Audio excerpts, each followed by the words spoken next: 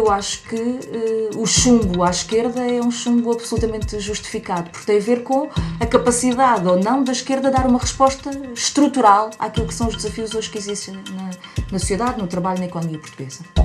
Mas, sobretudo, exibiram, digamos, um certo posicionamento que era, bom, ou é isto, ou vamos para eleições e provavelmente libertamos-nos desta situação que estamos a viver neste momento para poder impor uma outra política. Eu sei que é muito difícil e é muito perigoso para um partido dizer estas são as minhas 3 condições. Vai ser um grande desafio, acho que vão ser as eleições mais importantes para a esquerda nos próximos anos. Olá, estamos no Megafone, podcast do Abril. Vamos abordar a crise que decorre do chumbo do orçamento e a convocação de novas eleições para o dia 30 de janeiro. Connosco estão Ana Drago, socióloga, Ricardo Paes Mamed, economista, Vasco Cardoso, da Comissão Política do Comitê Central do PCP. Bom, vamos ver se resolvemos aqui a crise e começaria por uma primeira pergunta ao Ricardo Paes Mamed. Pensa que o chumbo por parte dos partidos de esquerda do orçamento se justifica em relação à não aprovação das propostas dos partidos mais à esquerda?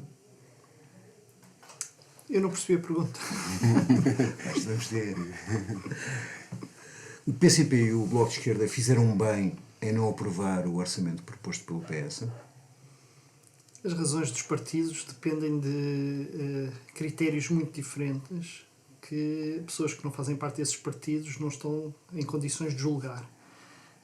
Se a pergunta faria sentido aprovar este orçamento tal como ele estava proposto, há bons motivos para dizer que sim, mas também bons motivos, eu diria muito bons motivos para dizer que não. E dos motivos que eu diria para dizer que não são, em primeiro lugar, o histórico. Nós temos 6 anos de orçamentos que foram o contrário das contas certas, na medida em que aprovava-se uma coisa e executava-se outra. Para além das questões meramente orçamentais, há questões políticas relevantes que ao longo dos últimos anos marcaram, do meu ponto de vista, alguma quebra de confiança entre aqueles que durante estes anos todos foram apresentados como parceiros políticos e me parece claro que já há algum tempo que não eram enquanto tal. E acresce também que este orçamento, tal como estava proposto, apesar de todas as parangonas que se tentaram fazer, era um orçamento muitíssimo contido. E, portanto, se eu vou julgar tudo que era a esperança de transformação que continha a proposta do orçamento, eu não a vejo. Basta pensar que o principal tópico que o Governo fez para vender o orçamento como bom orçamento são todas as medidas dirigidas à infância que valiam menos de metade daquilo que era os privilégios que eram dados às empresas em termos de investimento, sendo que toda a gente parecia acreditar que este orçamento não dava nada às empresas. Isto dá para perceber um bocadinho o alcance do que estava aqui em jogo. Parece-me que os orçamentos têm de ir avançando e eu não faço questão que cada orçamento seja uma transformação radical na nossa sociedade. O que me parece fundamental é que cada passo importante que se dá na Assembleia da República, e não só, aponte claramente um caminho. E o que me parece é que para mim não é nada claro qual é o caminho que o Partido Socialista pretende seguir nos próximos anos. Seja do ponto de vista das questões mais orçamentais, seja daquilo que são os problemas fundamentais que eu vejo em áreas como a saúde, mas também como a educação, como a justiça, como a distribuição dos rendimentos, mas também o caminho que prevê do ponto de vista do modelo de sociedade, de equilíbrio de poder negocial entre trabalhadores ou sindicatos e associações patronais. Portanto, há vários elementos aqui que me fazem pensar que estamos num momento de grande falta de clareza. E perante uma conjuntura que vimos de uma pandemia que ainda se mantém, isso tendo sido o país dos países que menos investiu em relação às consequências, não no Serviço Nacional de Saúde, mas às consequências sociais da pandemia, não seria de esperar um orçamento socialmente mais redistributivo? O orçamento não era um orçamento que caminhasse no sentido negativo. A proposta de orçamento que estava em cima da mesa, na maior parte das áreas, dava passos nas direções certas.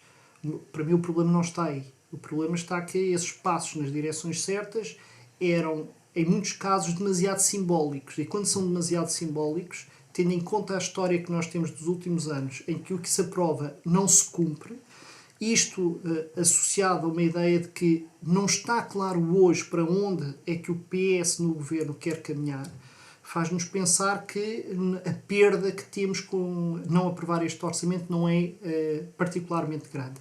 E se calhar há ganhos. Pode haver ou não, há riscos. Mas acho que a questão da clarificação política era uma questão de tempo. Se ela não viesse agora, viria provavelmente daqui a um ano e se calhar viria daqui a um ano em piores condições. Portanto, não, olhando para este desfecho como um desfecho desejável ou positivo, também não o vejo como uma calamidade, nem como o deitar borda fora todas as possibilidades de encontrarmos um caminho que seja mais condicente com aquilo que a maior parte das pessoas à volta desta mesa provavelmente estará de acordo em prosseguir.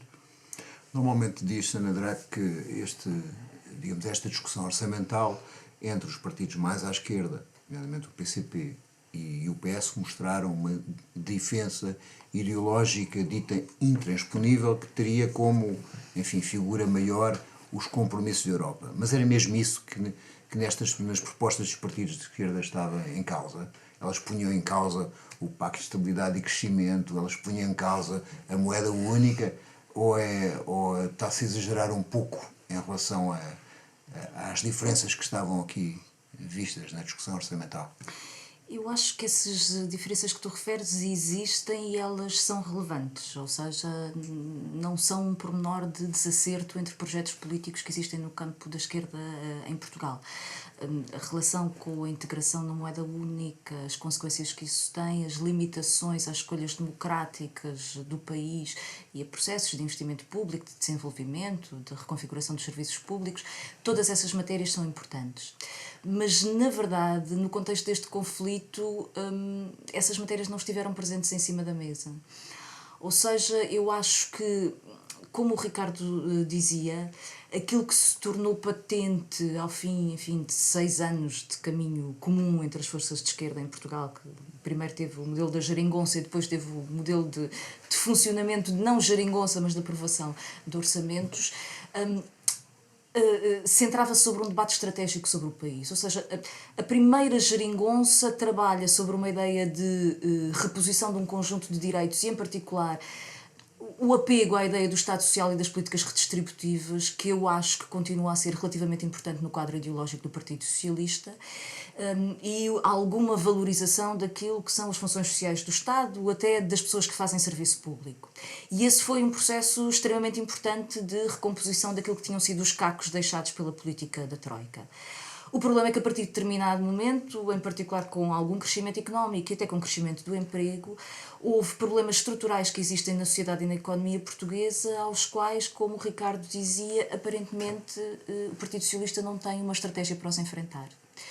E falo de uma configuração de coisas que se articulam umas com as outras, que é a crescente precarização das relações de trabalho, a profunda estagnação dos níveis salariais e, utilizando a expressão de outros, o enviesamento do perfil produtivo da economia portuguesa, que acentua estas fragilidades no campo do trabalho e dos rendimentos. E, portanto, eu acho que sobre estas matérias que são estruturais e que não estão imediatamente claras no orçamento, aparentemente a divergência que existe no campo da esquerda é significativa. E, portanto, o orçamento falha não só pelas questões de algumas das respostas que são dadas são simbólicas, embora vão no sentido positivo, são simbólicas, são se calhar insuficientes ao nível do investimento público, nomeadamente nos serviços públicos, mas falham também numa tentativa de estruturar um espaço e um caminho de desenvolvimento para a transformação daquilo que tem sido a estagnação da economia, dos salários e a precarização do trabalho.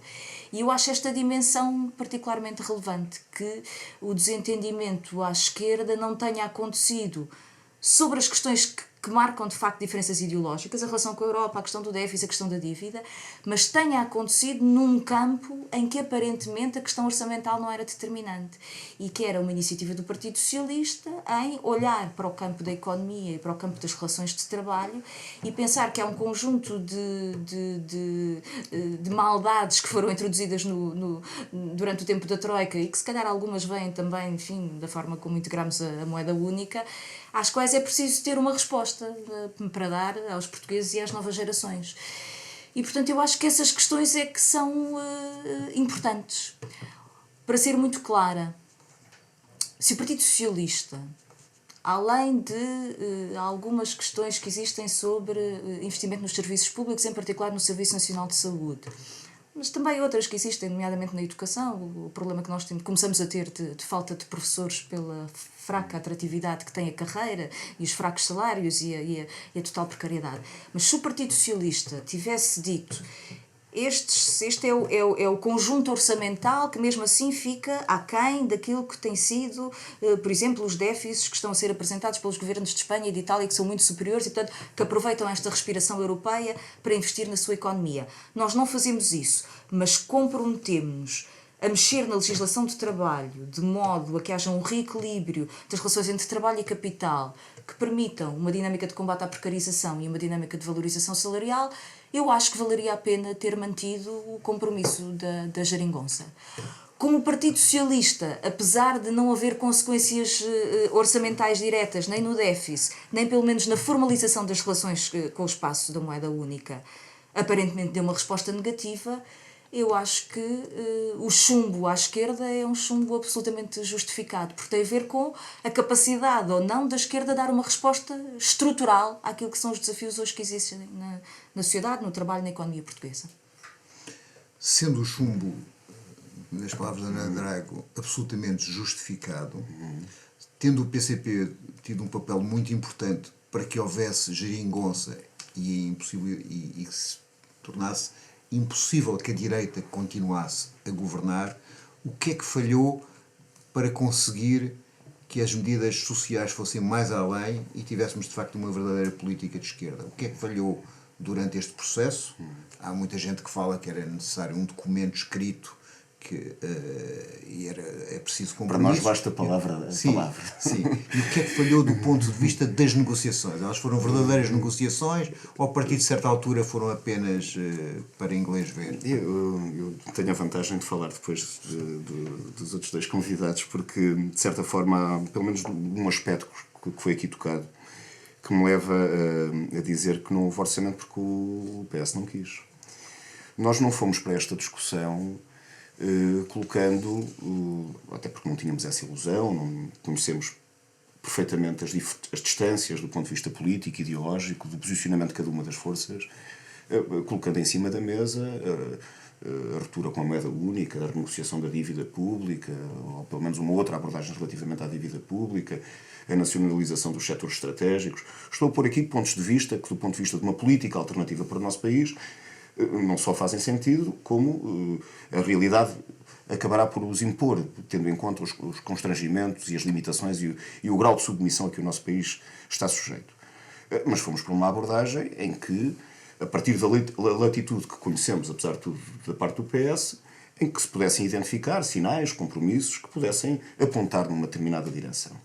Tínhamos cumprido um processo a seguir a 2015, na qual, portanto, o PCP foi determinante no afastamento da direita e naquilo que caracterizamos por uma nova fase da vida política nacional, com a reposição de direitos, de rendimentos. Também aquilo que se impediu foi muito importante, não foi apenas aquilo que se repôs, foi também o que se impediu e que não avançou. O governo PSD-CDS tinha na gaveta, isto é, tinha em cima da mesa a possibilidade de avançar com novas privatizações, com ataque feroz à segurança social e outro tipo de medidas. Portanto, foi possível fazer essa reposição de direitos, de rendimentos, durante aqueles 4 anos. É evidente que em 2019 dá-se uma alteração. Eu creio que não é indiferente, e não é indiferente até, creio que vamos falar a seguir de eleições, a arrumação de forças que ficou depois de 2019. Não foi uma arrumação de forças que favorecesse digamos, uma maior preponderância, quer do PCP, da CDU, também do Bloco de Esquerda, portanto, para impor ao PS aquilo que noutras circunstâncias portanto, o Governo não admitiria. Essa arrumação de forças deixou o PS mais confortável para retomar determinados eixos que moldam no fundamental a política que tem vindo a ser seguida. É evidente que a epidemia determinou muito, apesar de tudo, estes últimos 2 anos, nas respostas que foram necessárias dar.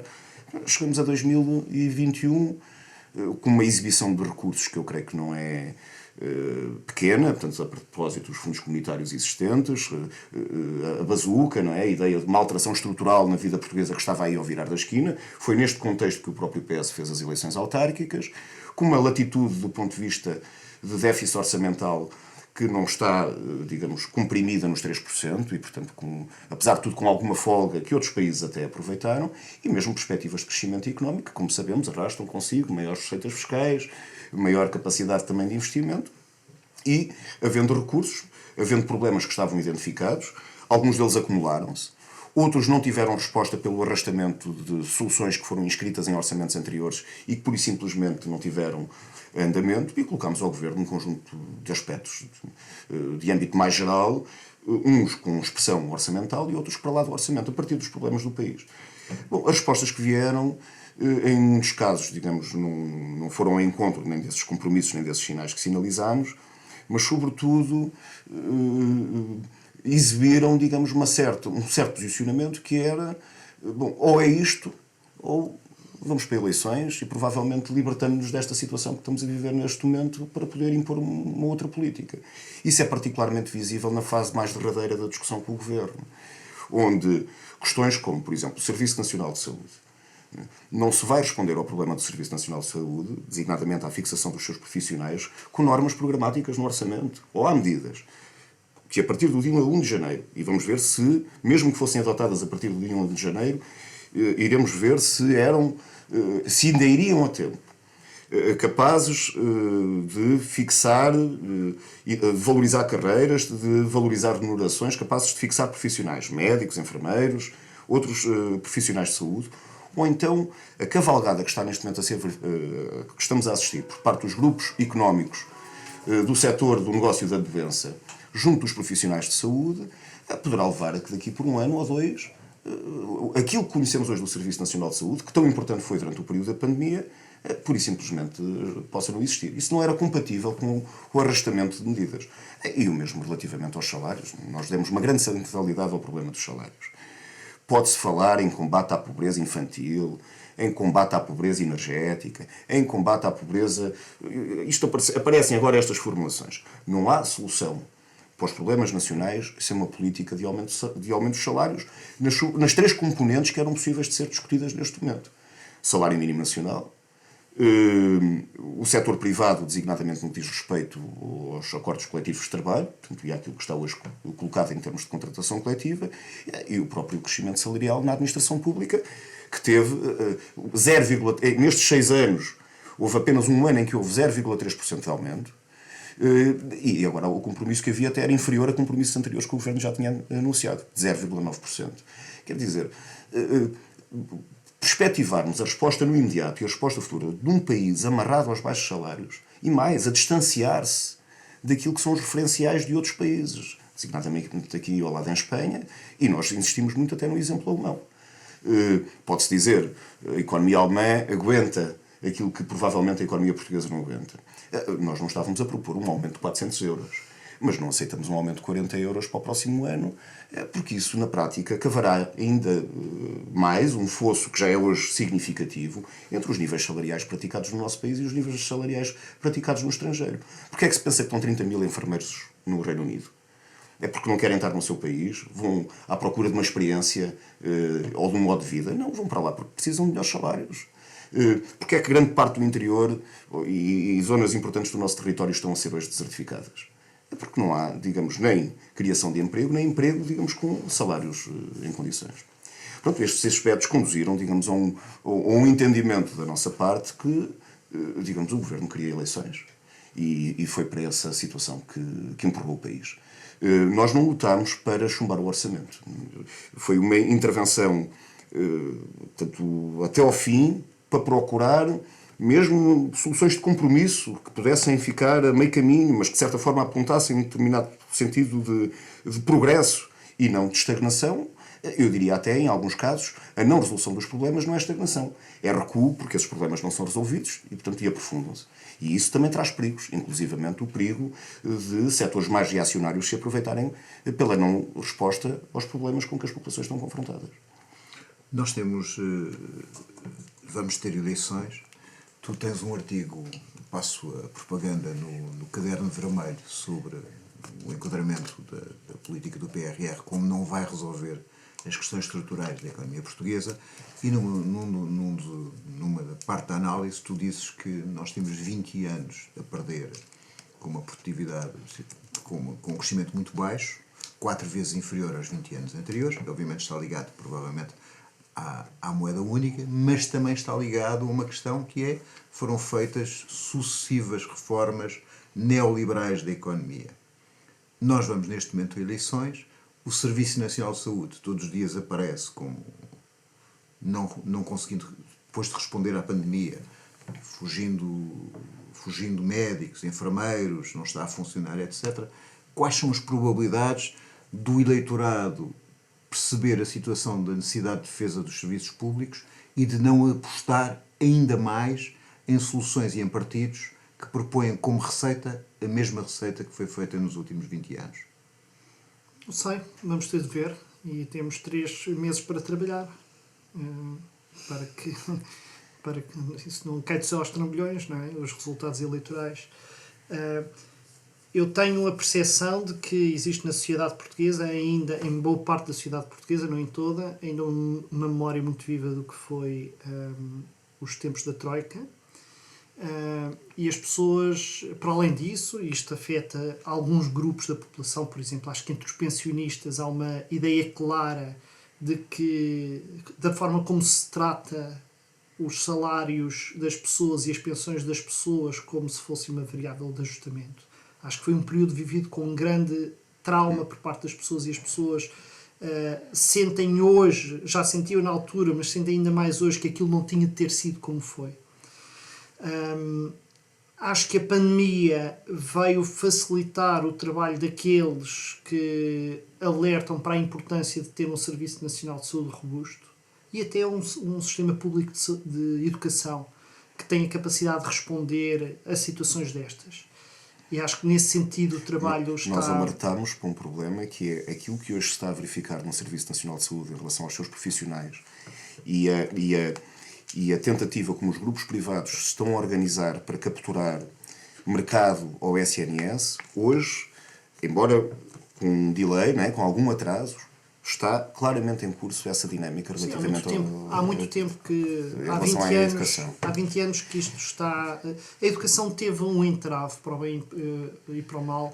Durante a crise, as pessoas, houve muita gente da classe média, da última crise, que retirou os filhos de colégios privados. Isto aconteceu ao mesmo tempo em que tinha havido um investimento muito grande na infraestrutura, e do ponto de vista de status social houve muita gente... E o prestígio das universidades privadas depois também, durante isso também uns ajuda, anos... mas ao nível da escola é um bocadinho diferente. Mas em qualquer caso, eu estava a dizer que eu acho que para alguns segmentos da população o nosso trabalho, felizmente, é menos difícil do que noutras circunstâncias. Isto é, a direita liberal continua a ter uma dificuldade muito grande em dizer o nosso projeto para o país é aquele que as pessoas querem. Nós ainda não chegámos aí. Nós chegámos ao ponto, para lá estamos a caminhar, na área da saúde estamos a caminhar para isso. Na educação houve algum desacelerar dessa trajetória, mas se continuarmos por aqui é uma questão de tempo.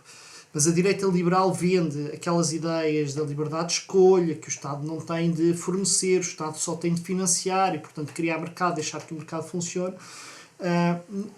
Nós poderíamos estar numa situação muito mais difícil de fazer o debate pela hegemonia ideológica do que estamos efetivamente.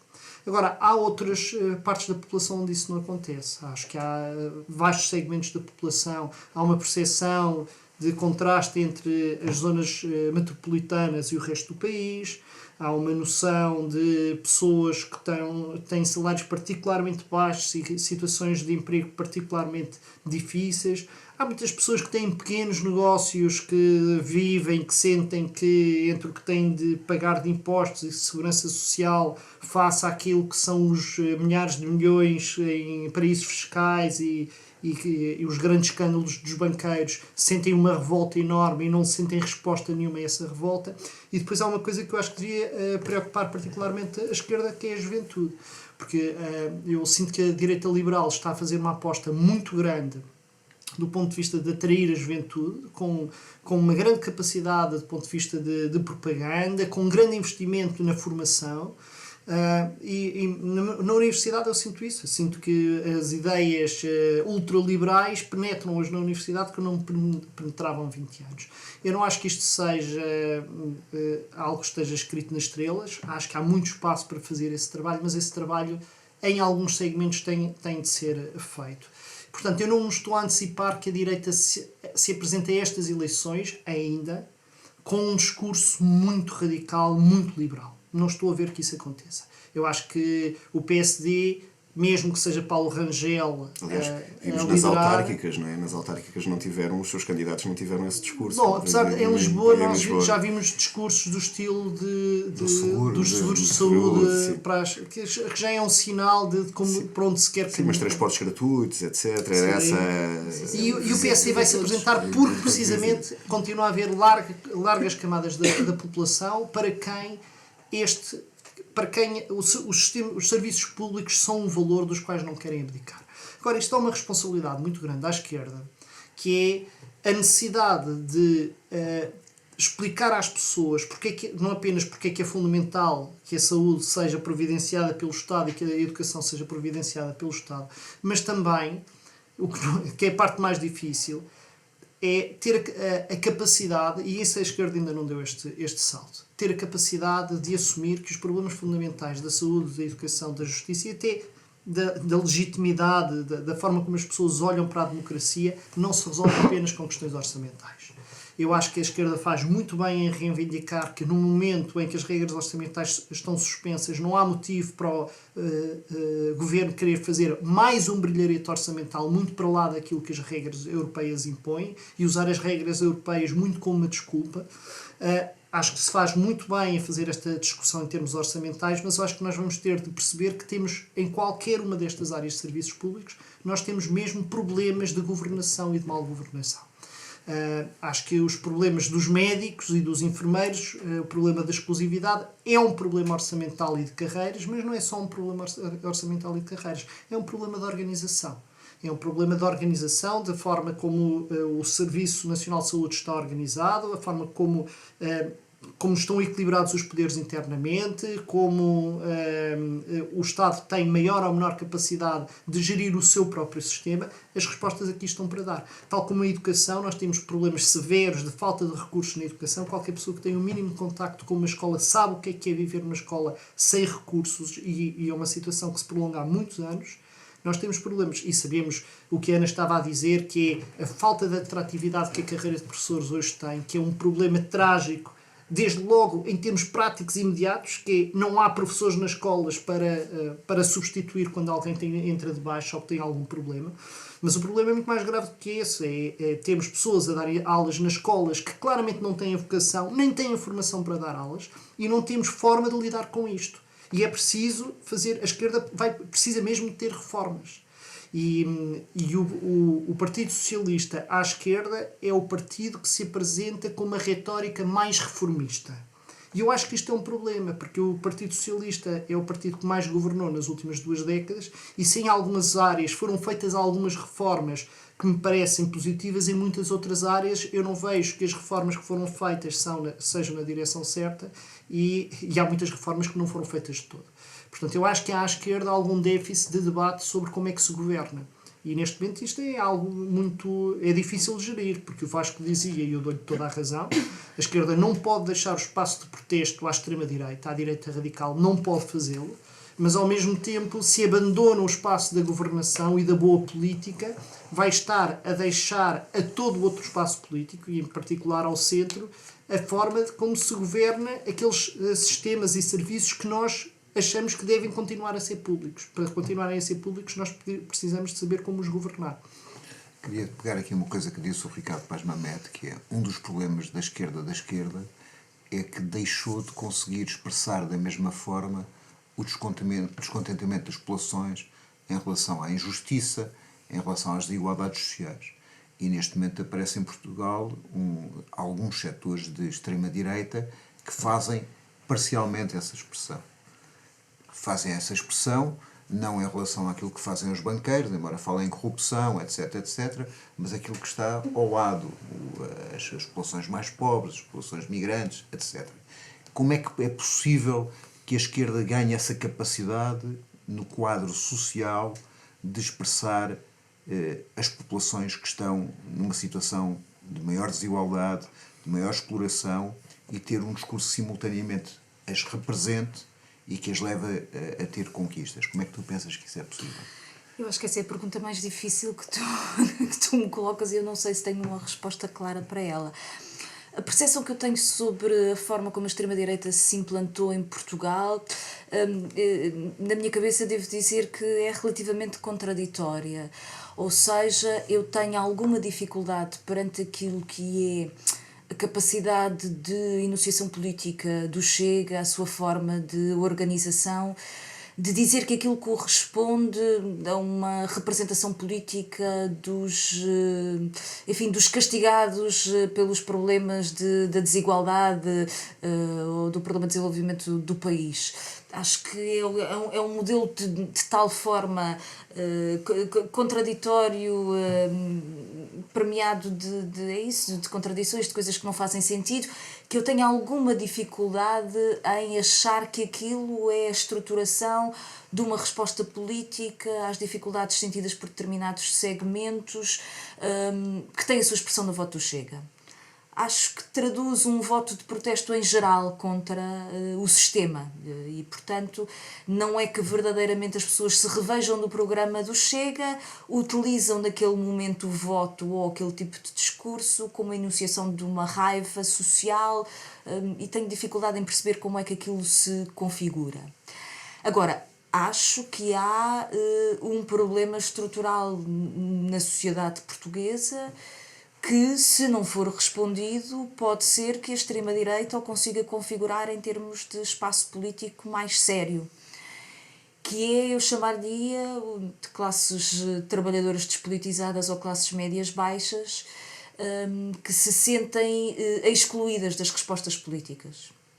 Ou seja, pessoas que, como se costuma dizer, nem são suficientemente pobres para ter acesso a um conjunto de prestações sociais que de facto só respondem a segmentos muito empobrecidos, nem são suficientemente, nem têm rendimentos suficientes para poder cuidar da sua vida sem necessitar de uma resposta pública ou de rendimento.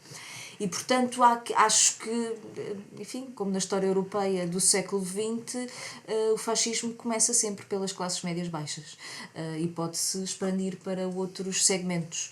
E, portanto, a necessidade de gizar políticas sociais que sejam de matriz universalista, ou seja, para todos, acho que é uma questão absolutamente determinante. Por exemplo, uma das coisas da geringonça que ainda hoje eu estava a conversar e que eu não julgava ser possível no meu tempo de vida, é, por exemplo, a ideia dos manuais escolares serem gratuitos para toda a gente, ou seja, não haver constantemente no acesso a serviços públicos, a prestações sociais, a determinado tipo de apoios, aquele escalonamento que vai partindo das pessoas em fatias de rendimento e que, em geral, só permite, de facto, ter consequências em segmentos muito empobrecidos. É o mesmo que também acontece, nomeadamente, com o abono de família, em que, a partir de determinado ponto, para classes médias baixas que já lutam com a dificuldade de ter acesso à habitação e rendimentos baixos e pagar a conta da luz,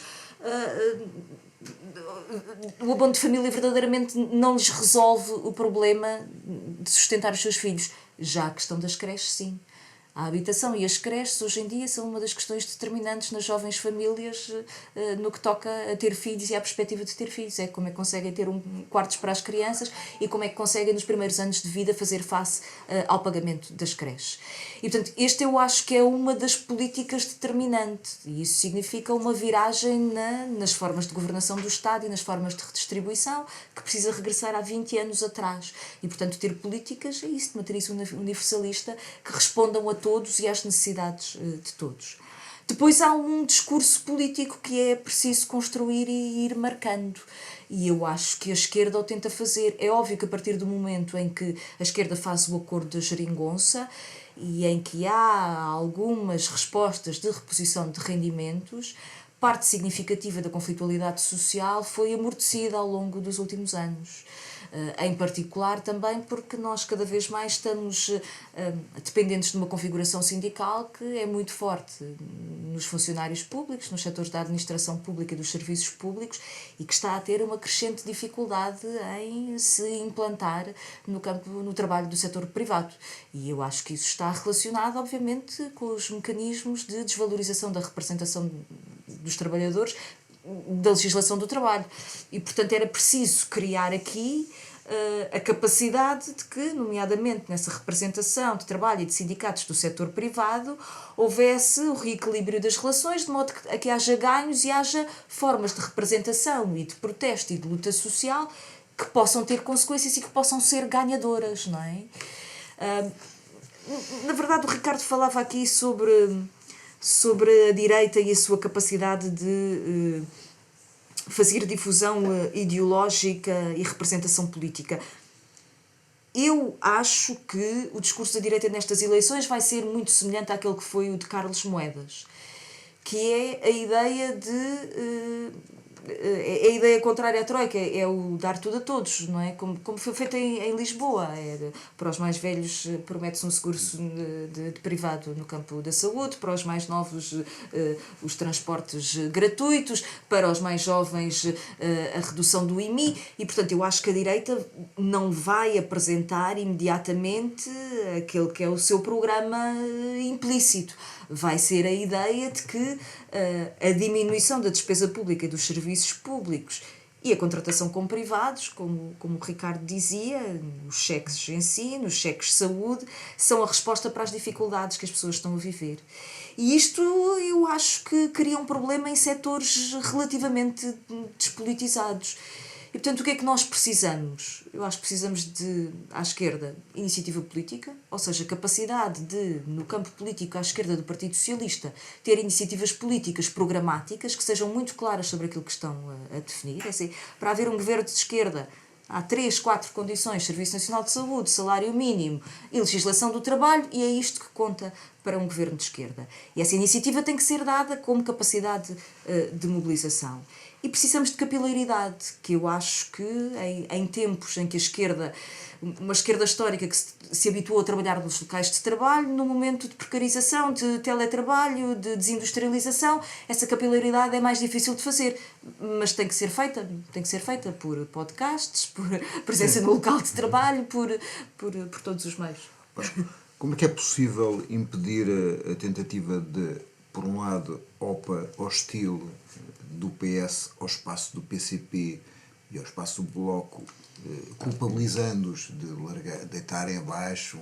É preciso castigar o PCP agora. É preciso castigar, é preciso mostrar... Presidente da República. Portanto, como é que é possível impedir que isso aconteça e como é que é possível dar às pessoas, aos trabalhadores, aos eleitores do PCP, aos eleitores da esquerda, uma ideia que é possível vencer, uma ideia que é possível transformar, uma ideia que não é inevitável que este percurso se estabeleça. Eu queria ainda fazer aqui uma referência em relação a um aspecto que é, eu julgo que está ainda bem viva a memória da Troika no país. Não sei se é de uma forma equilibrada em todos os segmentos da sociedade, pode haver diferenças, mas esse peso ainda se abate sobre muita gente que não quer voltar atrás.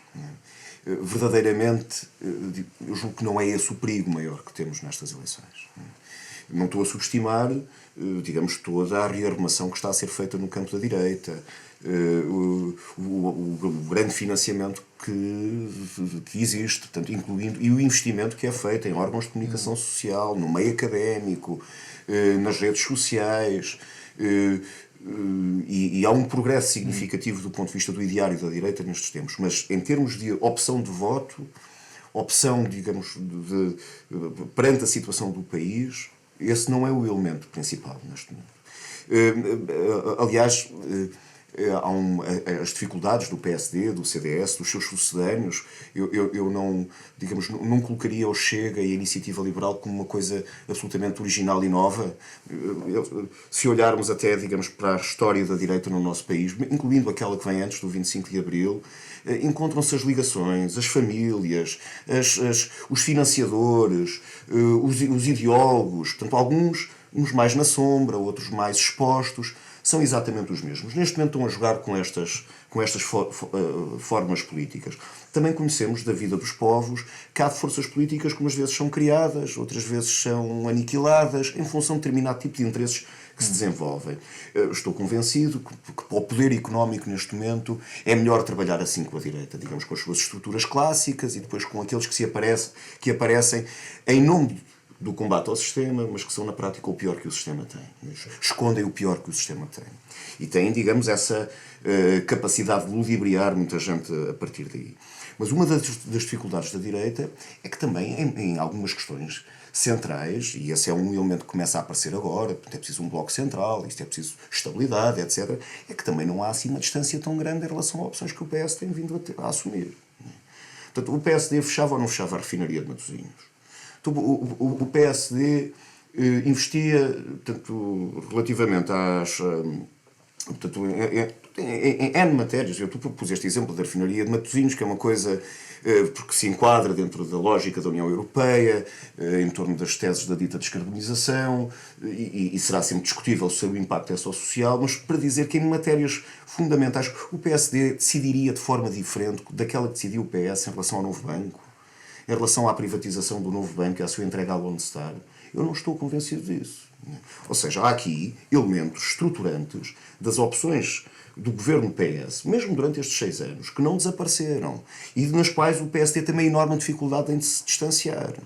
Tem uma enorme dificuldade em distanciar-se em termos de política externa, em termos de política relacionada com a própria União Europeia, em termos de matéria de legislação laboral. Aliás, o PS aprovou com o PSD as últimas alterações que se verificaram em relação à legislação laboral. Como é que as vai criticar a seguir? Não vai. Portanto, há esse tronco comum. Essa é uma dificuldade que a esquerda tem, que é a dificuldade do PS, que quando se sente, digamos, de uma forma mais liberta, portanto, converge, como convergiu em N iniciativas, portanto, com o PSD. Só com à esquerda... Eu ponho, por exemplo, como é que se resolve o problema da habitação mantendo intocáveis as regras que foram fixadas durante o período da Troika. E que o governo PS recusou. Como é que se resolve esse problema? É o mercado a funcionar? Bom, se o mercado continuar a funcionar, quem é que vai continuar a viver nos centros das grandes cidades? Ou a habitação nova que é construída é a habitação de luxo, que é o que vamos vendo. Não é possível responder a isso. O PSD está contra a política do PS relativamente à habitação. Tenho muitas dúvidas. Ora, tudo nos encaminha, digamos, para uma lógica de que e aí está, como é que é possível, não é? Não há, eu creio que não há solução do ponto de vista de uma política mais avançada do que aquela que temos tido, que responde efetivamente aos problemas das populações, se não existir uma alteração na relação de forças, no plano institucional, no plano eleitoral e no plano também da própria influência social, onde se envolve também a dinâmica laboral, dos sindicatos, etc., que, digamos, em que à esquerda do PS, naturalmente falo pelo PCP, digamos, essa relação de forças seja invertida. Porque, e é isso que dá, aliás, foi isso que permitiu, em 2015, que o PS formasse governo. Se o PS tivesse tido a maioria absoluta, ou tivesse sido a força mais votada em 2015, os tais manuais escolares gratuitos que a Ana Braga aqui falava, alguma vez tinham conhecido a luz do dia. E recordo, os manuais escolares gratuitos entraram primeiro só para os primeiros 2 anos. E depois, no segundo ano, lá se conseguiu completar o primeiro ciclo. E depois foi o primeiro ciclo mais o segundo ciclo. Estamos a falar de trocos.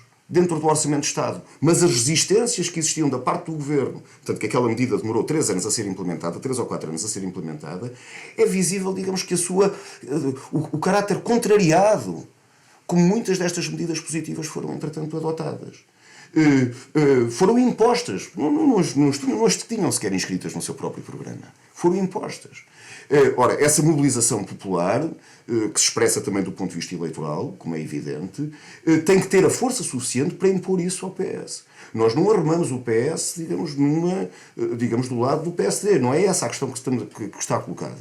Mas temos a experiência e a demonstração prática de que uma relação de forças em que o PS se sinta com as mãos completamente livres, então eu diria até que muitas disto que se alcançou nestes últimos anos pode também ficar tanto em perigo para o futuro, porque a experiência tem sido essa.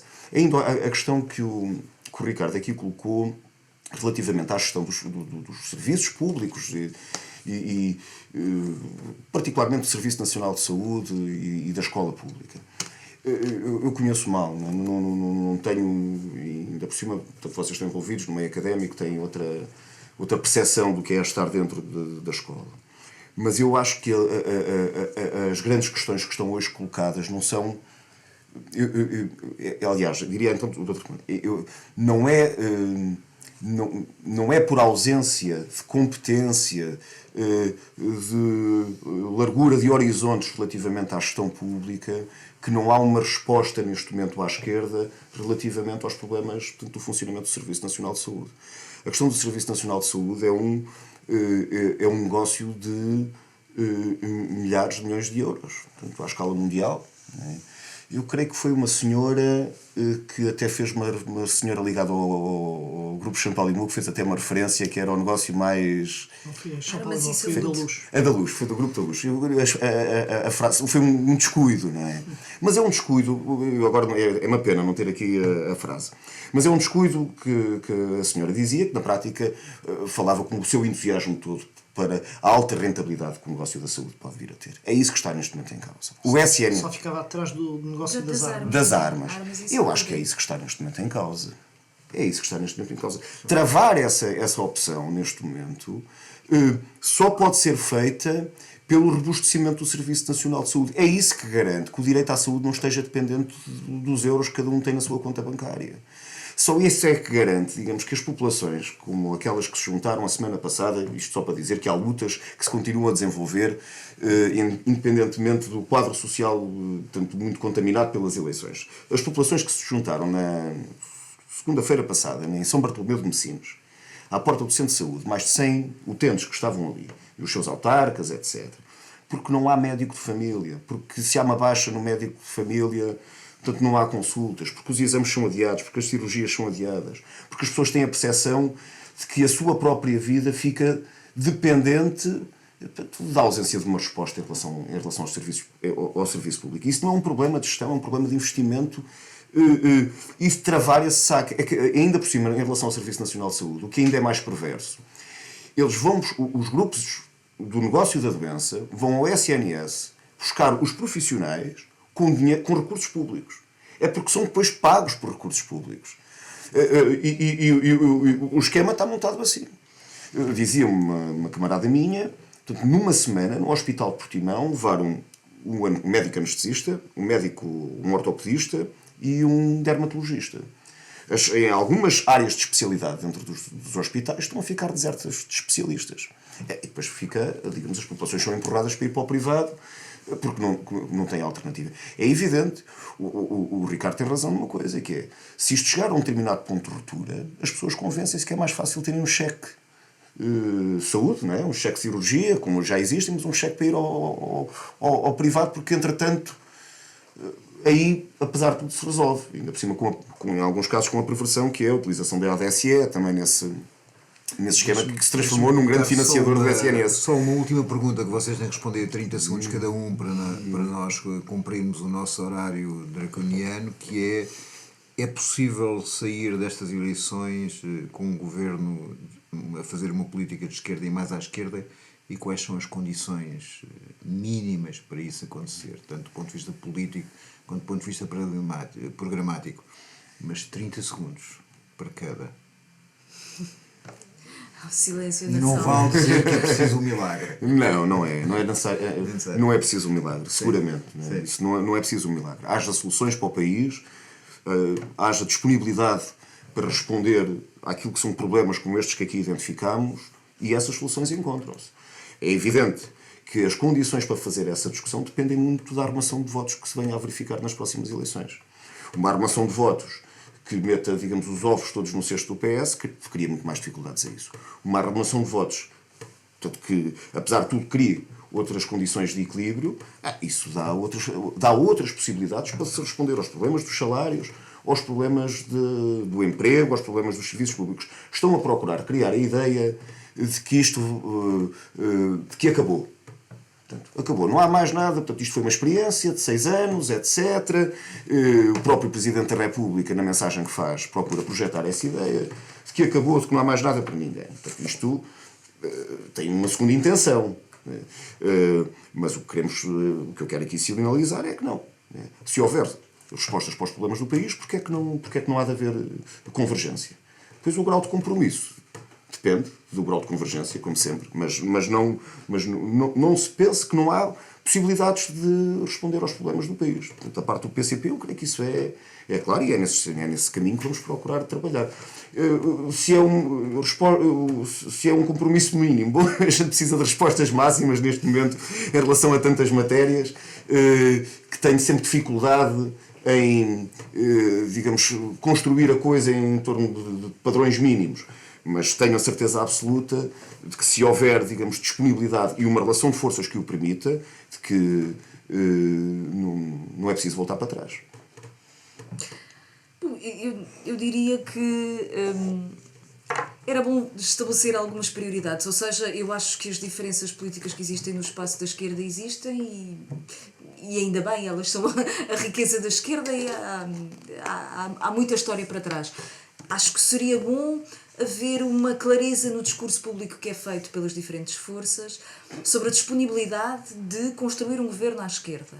Creio que as sondagens que saíram agora, já com as consequências do orçamento, mostram que esse espaço político continua a existir, ou seja, de pessoas que continuam a rever-se na ideia de que uma articulação à esquerda cria um governo capaz de dar respostas melhores ao problema do país. Acho que para criar esse horizonte de governo de esquerda é bom definir um conjunto de prioridades, ou seja, sobre aquilo que é a matéria fundamental para esse entendimento.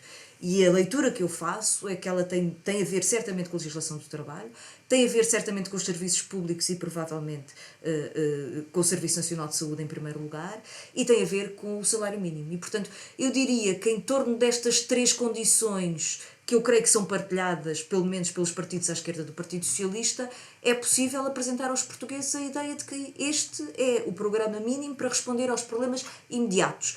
E o caminho vai-se caminhando, ou seja, os manuais não estavam no primeiro entendimento e depois passaram a estar, ou seja, há um processo dinâmico. Agora, é preciso, para mobilizar a esquerda, ter uma resposta muito clara sobre a capacidade de criar um governo à esquerda que tem um conjunto de prioridades na sua agenda. Eu já não tenho praticamente nada a acrescentar, porque o Vasco diz que depende dos resultados eleitorais, parece-me bastante claro. A Ana, no fundo, o que diz é que para que haja esses resultados eleitorais é preciso ter clareza na mensagem.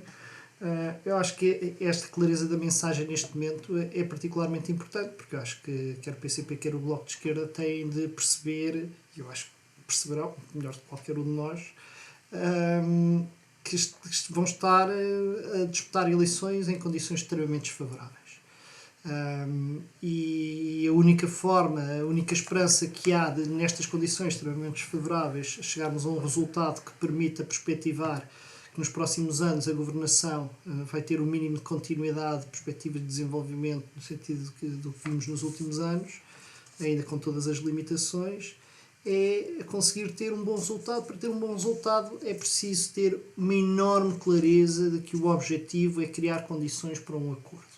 E isso não se faz dizendo que estamos dispostos a tudo. Pelo contrário, faz-se dizendo que estamos dispostos a viabilizar uma governação à esquerda se um conjunto de condições essenciais se verificarem. Eu sei que é muito difícil e é muito perigoso para um partido dizer estas são as minhas 3 condições. E provavelmente esta não é a forma de fazer, mas há formas de transmitir às pessoas que a intenção é essa, e os equívocos é que têm de ser evitados nos próximos meses. Vai ser um grande desafio, acho que vão ser as eleições mais importantes para a esquerda nos próximos anos.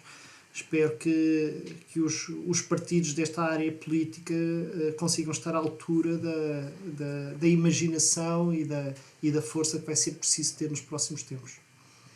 Bom, obrigado. Esperemos que corra tudo bem. Façamos por isso. Obrigado. Obrigada.